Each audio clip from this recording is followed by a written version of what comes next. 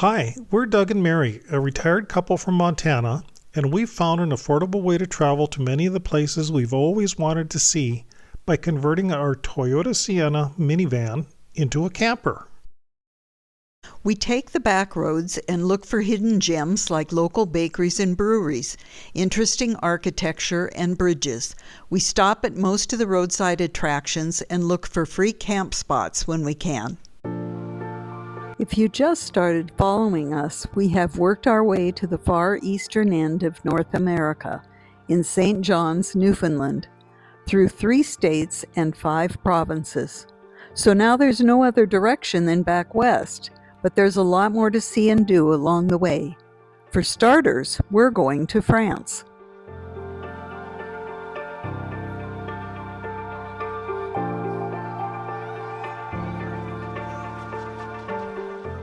We typically avoid the major highways, but there is no other option for this stretch, and the Trans-Canada Highway is in by far the best condition of any in the province, but there are still some holes in it that will knock your socks off.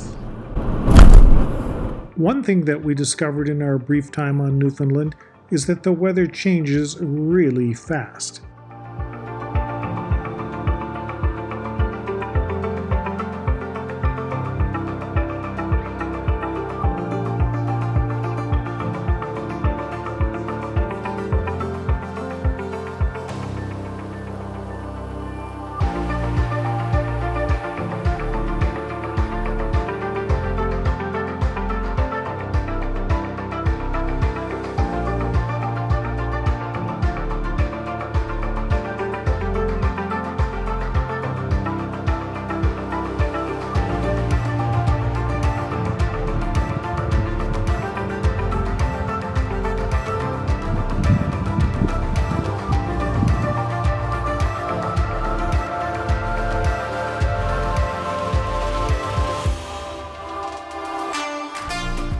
Fortune is a town of about 1,200 people supported by fishing, and the fact that it is the departure point for the only ferry traveling to the islands of St. Pierre and Miquelon.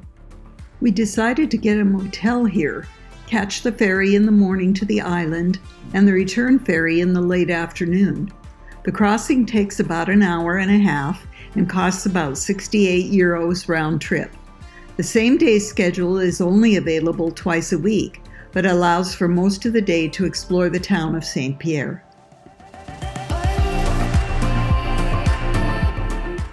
At one time, France laid claim to a huge swath of North America. Through a series of wars, bad choices, and bankruptcy, they lost all of it, except for a few tiny islands called St. Pierre and Miquelon. Ownership of these islands has changed numerous times over the years since their discovery. The population of the islands has varied since then, from a few dozen to as many as 6,000, and currently stands at about 5,600. While French ownership may appear to be an oversight in the Treaty of Paris ending the 7-year wars with Britain, it was something that the French desperately wanted, since it allowed them access to plentiful fishing waters and a base for French fishermen to stage their operations. During Prohibition, millions of liters of whiskey, wine, rum, and other alcohol were brought in from Europe and then directly out to the rum runners and illegally to the USA. In 1940, after France was overtaken by Germany in World War II, the German-backed Vichy government controlled the islands. Free French fighters retook the islands in 30 minutes.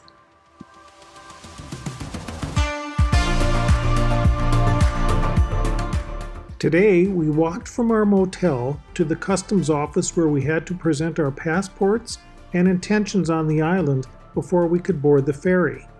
Unlike yesterday, today was cold, windy, and rainy.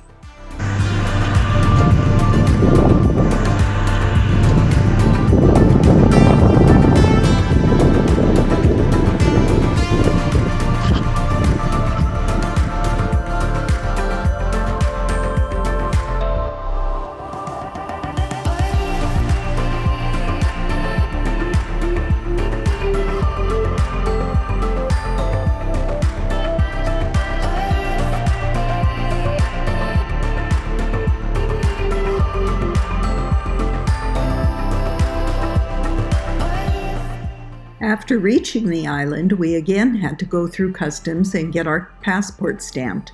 The island's uses the euro, is on a different time zone than Newfoundland, and European French is the official language. Most shops close from 12 to 2 p.m. every day, just like in France.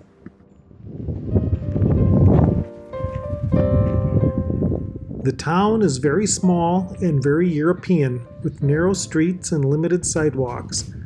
Unlike the CBC series of the same name, there are no traffic lights or police chases, at least during our visit. Otherwise, that show is pretty good, although you have to be creative with a VPN to watch it outside of Canada. How even a cup?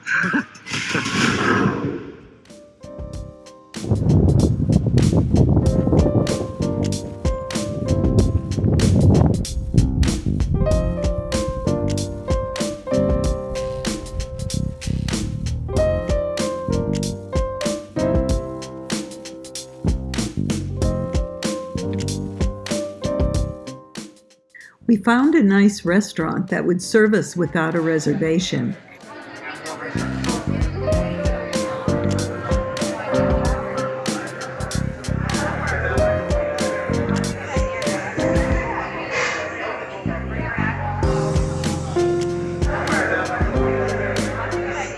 We walked around the town checking out the stores, where we found a wine shop stocked with a wonderful selection from throughout Europe.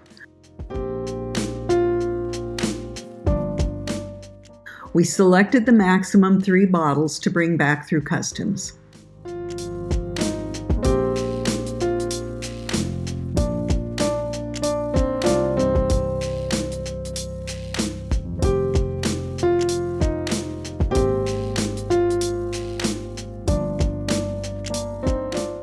The weather finally cleared up just as we boarded the return ferry. This allowed us a better view of the other 5 tiny islands that are included in the French territory.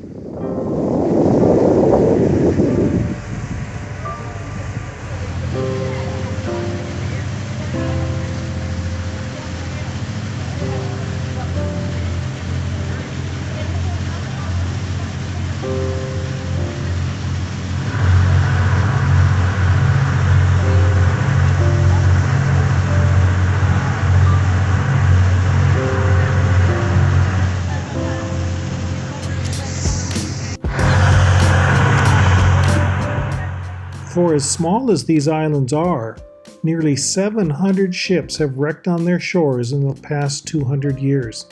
We were glad not to be a part of that list.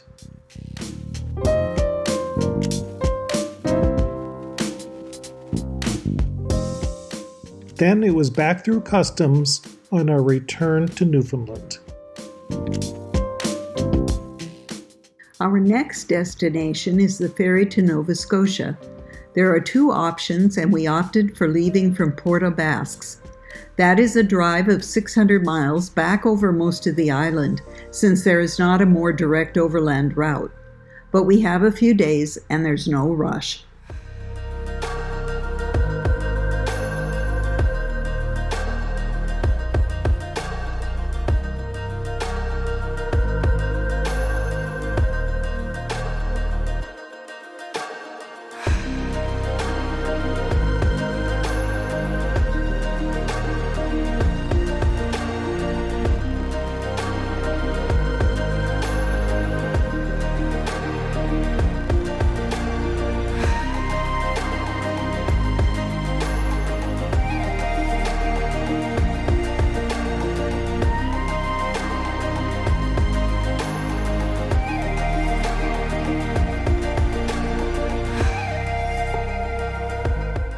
This next section of highway had some long stretches over more notorious potholes, so it was slow going.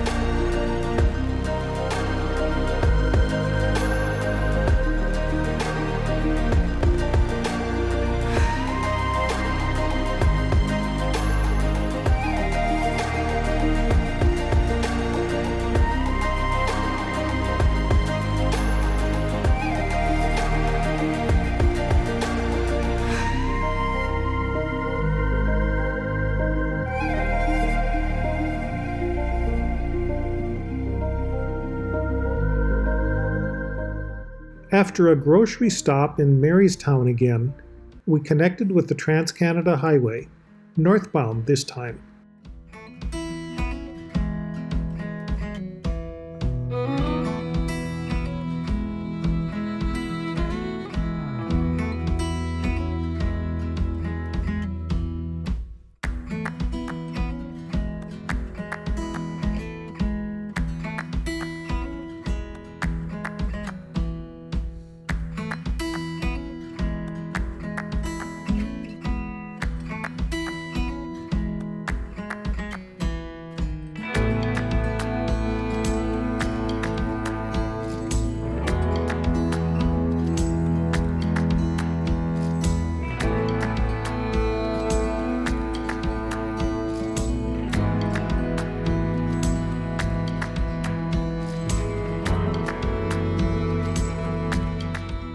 Here's a handy tip for travelers. Don't drop your phone, even from a few inches off the ground.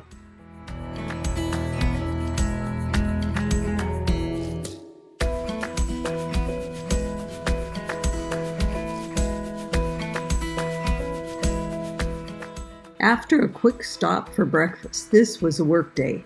Load up on loonies, do laundry, get caught up on internet and emails, pay credit cards, and plan a route for the next couple of days.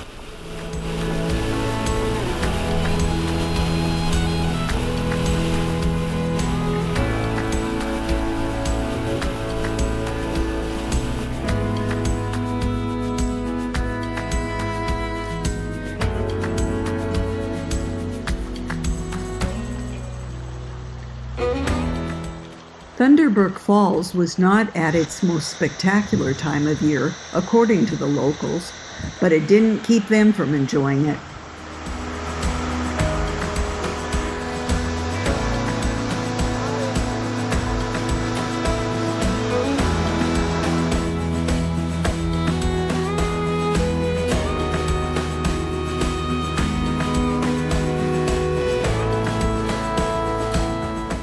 We're constantly surprised how much litter and garbage there is literally everywhere in otherwise beautiful Newfoundland. It might be partly because there are no side trash bins anywhere. Remember, please practice leave no trace camping and recreation ethics and pack out your trash.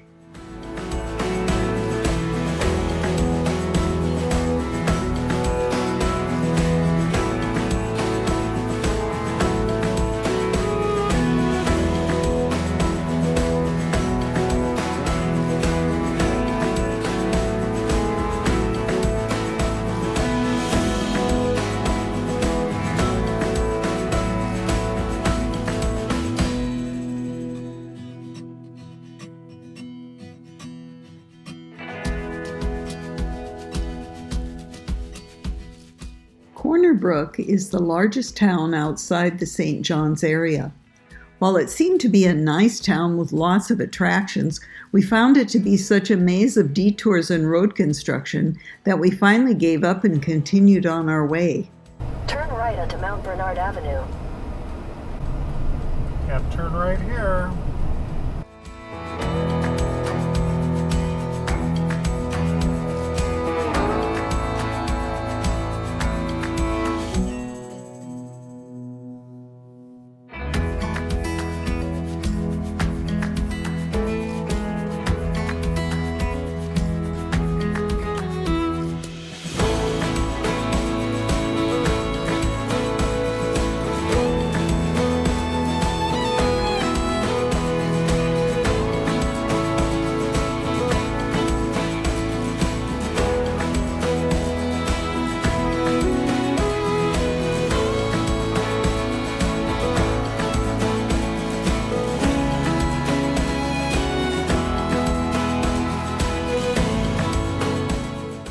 This place was so hidden we almost missed it, but we were able to sample some good local beers and burgers.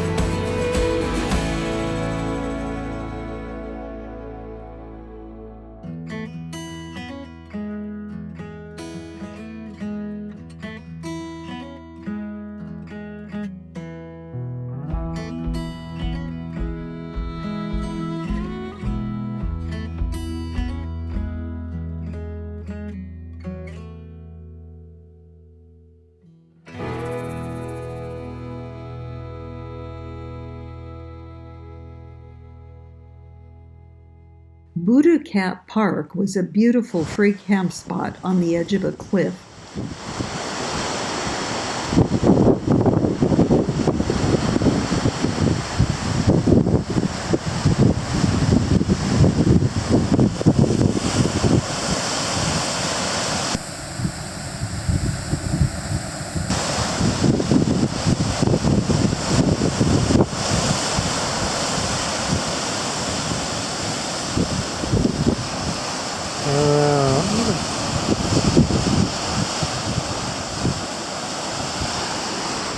Not bad for a free camp spot, though. Yeah, which are less than desirable condition, but they're there.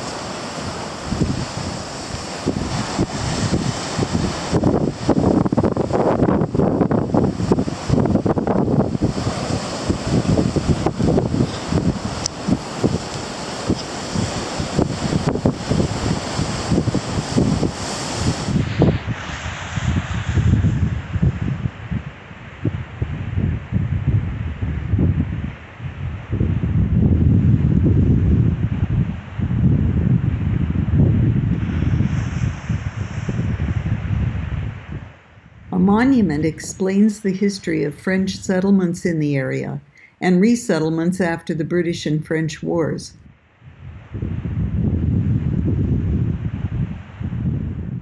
Judging by the disfigured trees, the brutal winds never stop.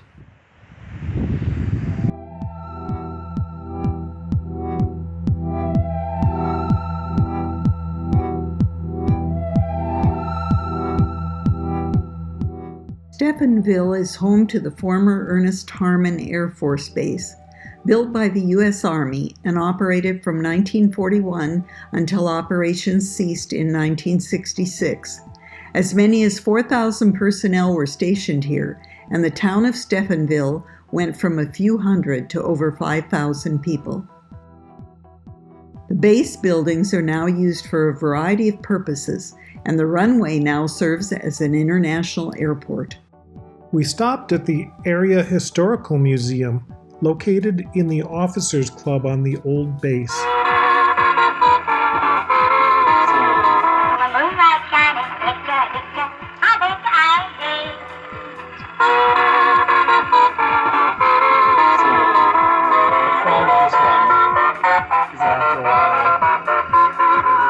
And we also learned about the best pizza on this corner of the province, so we had to try it.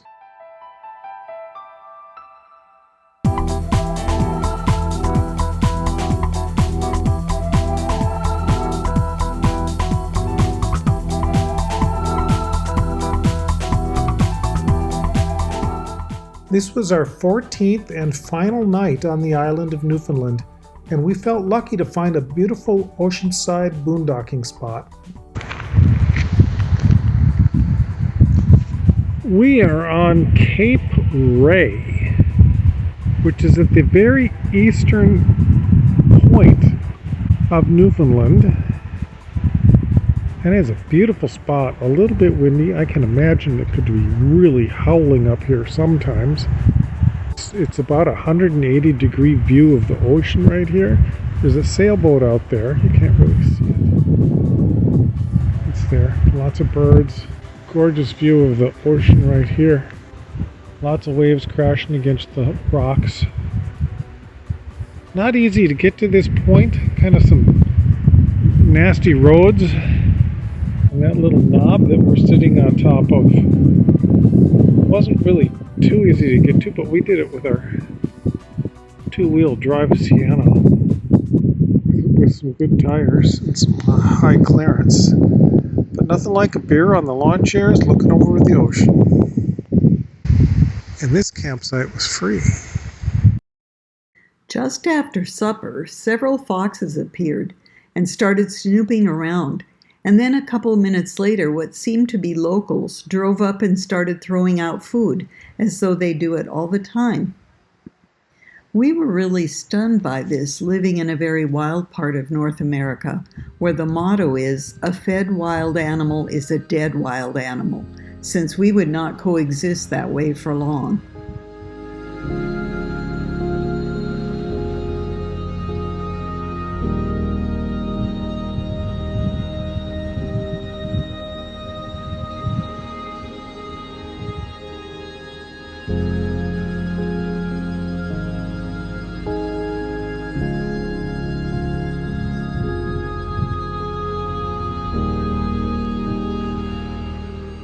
A while later, we looked around and saw remnants of everything from pork chops to corn on the cob scattered around the area. Please, people, don't do this for the sake of the remaining wildlife. Their lives are difficult enough without humans screwing them up more.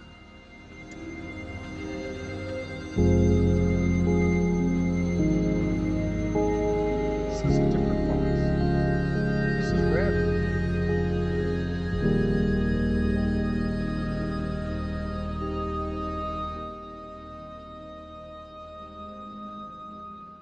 As the evening grew darker, the wind dropped down, and we enjoyed the lighthouse beacon starting up until about 1 a.m. when the fog rolled in, and lighthouses do what they're supposed to do, every minute for 5 seconds for the next 7 hours.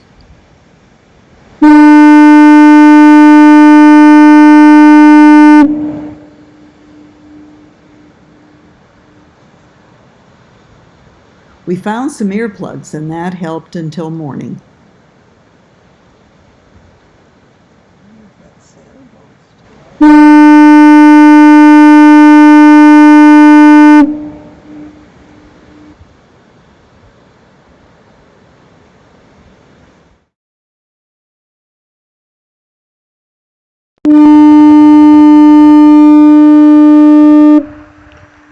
So this is what we wake up to this morning.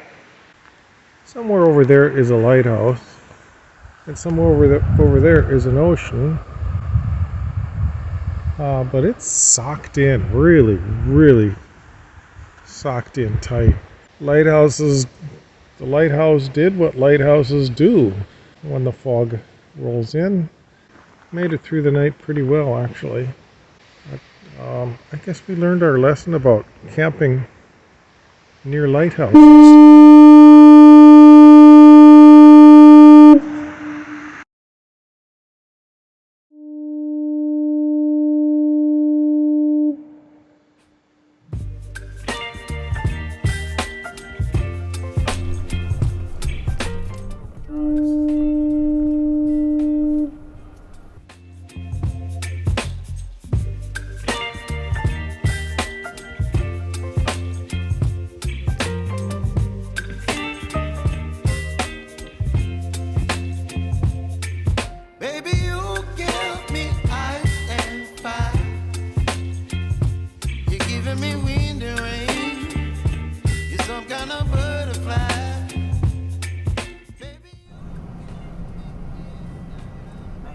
Take the next right onto Trans-Canada Highway, Newfoundland and Labrador 1. In a quarter mile, turn left. I don't wanna jinx it, baby, and twist myself at the spine. Don't wanna overthink it, baby, it's just twist your body and mine. Baby, you give me ice and fire. You're giving me wind and rain.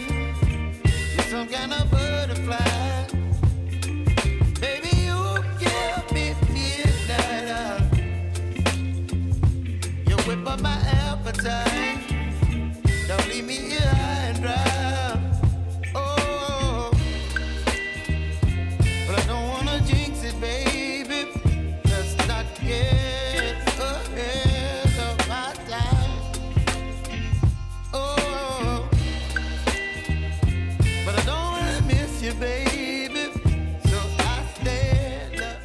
The ferry crossing is just under 100 miles and takes about 8 hours including loading and unloading. We found the ship to be clean and comfortable with many options for food service and choices of seating locations. The trip for both of us plus the van was $145 US, including taxes.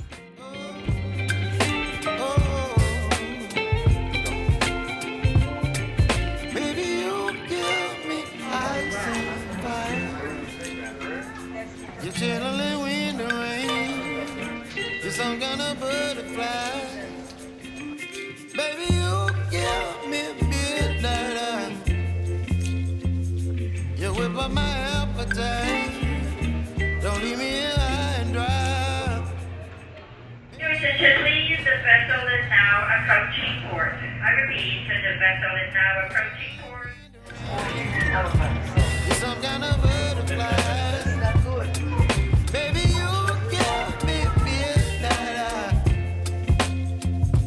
You whip up my appetite. Don't leave me here high and dry. Oh, oh,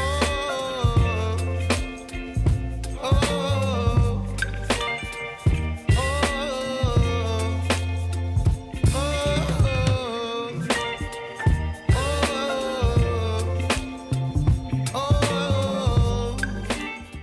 That's it for now.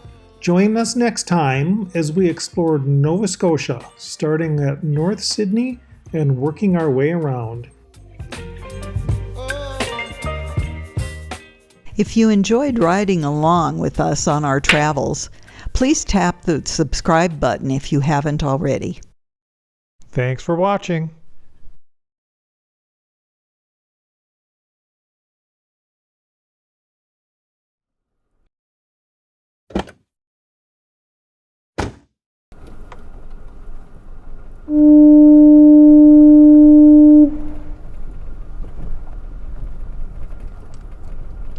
Open your eyes.